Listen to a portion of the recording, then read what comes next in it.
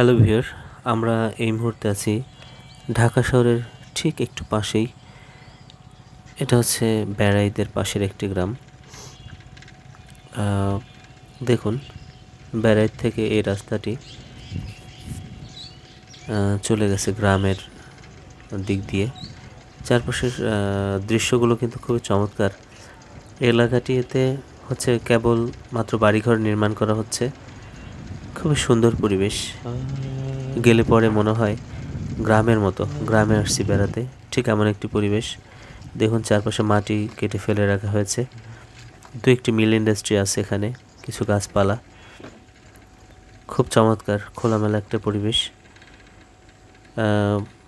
ফকিরখালী এই গ্রামটির নাম। দেখুন, অনেক জায়গাতে বালু দিয়ে ভরাট করা হয়েছে সুউচ্চ ভবন নির্মাণের জন্য। এই জায়গাগুলো, এই ফাঁকা জায়গাগুলো কিন্তু আস্তে আস্তে থাকবে না, এগুলো ভরাট হয়ে যাবে। দেখুন, আমরা একটি কলার বাগান দেখতে পাচ্ছি, চমৎকার। সামনে কিছু গাছ লাগিয়ে রাখা হয়েছে, কিছু কিছু ভবন তৈরি করা হয়েছে এবং কিছু কিছু ভবন আছে নির্মাণাধীন। রাস্তার কিছু কিছু পাশ আছে যেগুলো গ্রামের মতো।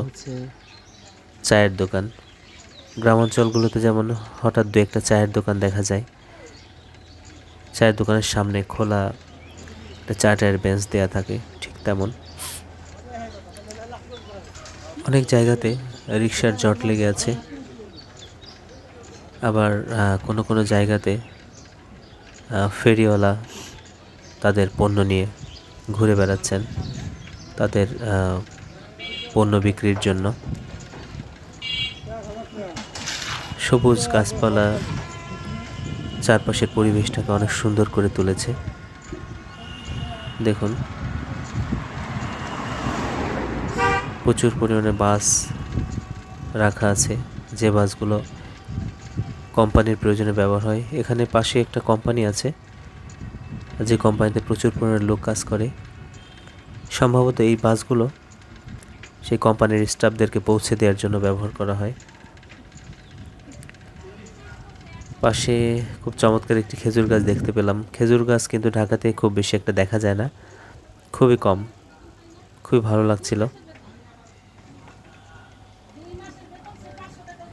দেখুন,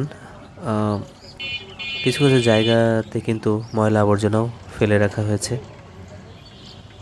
সব মিলিয়ে আমার কাছে খুবই চমৎকার লাগছিল এই ফকিরখালী ব্যারাইদ রাস্তার এই দৃশ্যগুলো। খুবই চমৎকার। ভালো লাগলে আমাদের সাথে থাকবেন, লাইক কমেন্ট শেয়ার করে।